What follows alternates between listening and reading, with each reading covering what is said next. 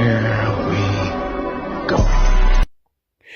Good afternoon, YouTube. It's me on my Red Dress page, aka the Emperor of Female Bobby Talk, coming to you live on YouTube. Well, folks, this is the end of the first week of May. As you know, May started out a couple of days at the end of April, and this is the first full week. So now we're going to start up to another week. So we're already just into 2 weeks into this week and 5 months into 2026. You know, I'm telling you, we're halfway through the new year. It's not too much new anymore. So, folks, as you know, May is Mother's Day. And to me, Mother's Day is special because I remember times of what we did as children for our mother and what I used to do, make a little stuff or get a little something, you know. It can be melancholy when you think about it. You know, moms are just, you know, they're very most important people in our lives, especially for us boys. They're our first true loves. So, as you know, every year I do this when hit by Mother's Day. I do a dedication to the amazing women who are professional bodybuilders who are mothers. Now, there's quite a few ladies. You know, you don't think women with muscle can have babies, but they do. They have babies, they have kids, quite a few kids. Some just, I interviewed one lady who has 7 kids and she's a professional bodybuilder. I got to give a shout out to Lisa Apodaca, raising her 7 babies and still being a competitive bodybuilder. And both these ladies have done quite a few of these comparisons for her. And this is from, as I say, this the foul flex and sex appeal. Ah, yeah. Oh, yeah. I tell you guys, there's some amazing, beautiful women in sport. And these are true MILFs, beautiful women who are mothers. Just amazing. I mean, you know, you look at them and say, you somebody's mama? Wow. And I picked you 2 ladies for particularly women's bodybuilding. And surprisingly, one of these ladies had a stint in women's bodybuilding at a time. As you know, both were in women's physique. One's still in women's physique, but she had a stint in women's bodybuilding. The other, she's been a guest. And you know, yesterday was Sherry Priami's birthday. So happy belated birthday to Sherry. Can you believe a lady in her 50s? You wouldn't think she was in her 50s. So we have here the lovely Mrs. Sherry Priami and the lovely Mrs. Raluca Raducu. As you know, Sherry has been competing since about a good part of, I think, 2016, 2017. That's when she turned pro.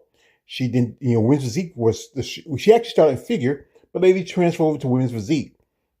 Whereas where she got a pro card. She competed for women's physique from about 2018 to, I believe, 2020. She took a step back from women's physique and then came back doing women's bodybuilding in 2022. Raluca has been a pro since around about, I think, 2020. She did quite a few shows in women's physique, but then she took a step into women's bodybuilding in 2020. That was a year during the pandemic. And she competed at the Romania MuscleFest. And I found this. So yeah, so this would be a great comparison, you know, because both of these ladies are beautiful women, great physiques, great bodies, you know, aesthetically pleasing. You know, Sherry, you know, here she's in Florida, my neighbor down a little down to the south, and you know, Lucas originally from Romania. She's one of a handful of Romanian female bodybuilders.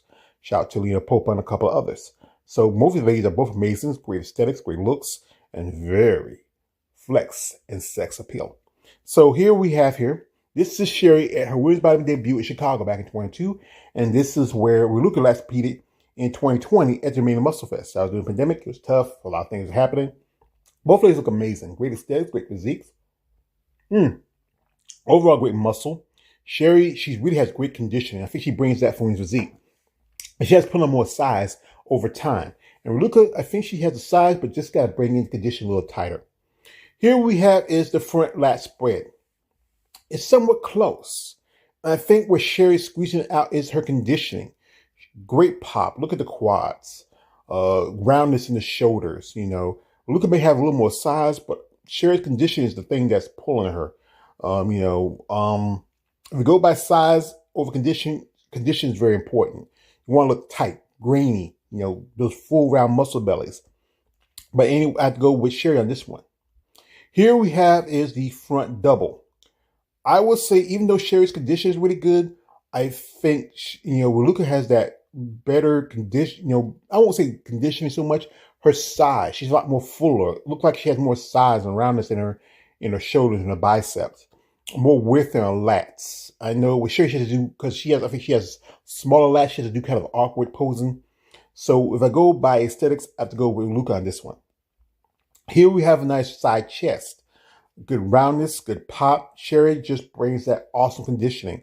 You can see right here in the lower part of her quads, right about the glutes, you can see that good connection between her upper and lower shoulder and the tricep area. Raluca was not as tight because, it was pandemic season. Some competitors were still trying to make the shows because the shows were getting dropped off. Just wish she came a little tighter. I think she would look better. So I'll give one to Sherry. Here you have a weird lat spread. And this again, Sherry just dominated it. Even though she may not have the width compared to Raluca, a good, Raluca has great shoulder development, good width, but Sherry has that greenness, that great condition in the hamstring, good conditioning. Conditioning is where Sherry shines at the most. Size, something she still was working on because, 2022, she did quite a few shows and she could have been qualified for Olympia, but something happens. She had to do one mom thing. That was very important for her to be the mom. So here I have to go with Sherry. Here you have the rear double and everything really changes if you look at it. You can see how deep, how much the muscle comes out. You see that great, roundness. You look at the triceps, the traps, the glutes, great connection, the hamstring. Raluca just had, if she came a little tighter at Romania, I think she would do a lot better. So again, I give it Sherry. Here we have a nice tricep shot. Again, I didn't want this to be dominant, but it is. Sherry's taking this. I mean, look at the roundness. Her conditioning is just amazing. You see the vascularity. I think Raluca, if she just came a little tighter for the show, I think she'd do a lot better. She lives in Romania, so what's the excuse? And here we had abdominal thigh. And Sherry is mother of 3 children, 3 kids, 2 boys and a girl. Shout out to her daughter. She's a nun and she's serving the Lord. Great condition, great shape. I think she was top 3 at Chicago because I think that was the year. Who won that year? I believe it was Chelsea Dion won that year. And I think, I think Chelsea won that year, I believe. Yeah. But great conditioning, great, look at the quads, great feathering. Raluca just need to come a little tighter. I think, if she came a little tighter, I think she would have done good. Here is a nice bicep pose. Size, roundness, fullness. I would say I give a slight edge here to Raluca. I give a slight edge to her. Sherry was pretty good, but I think I give it the overall good peak here. I have to give this one here to Raluca. Now we have a nice shot from the back.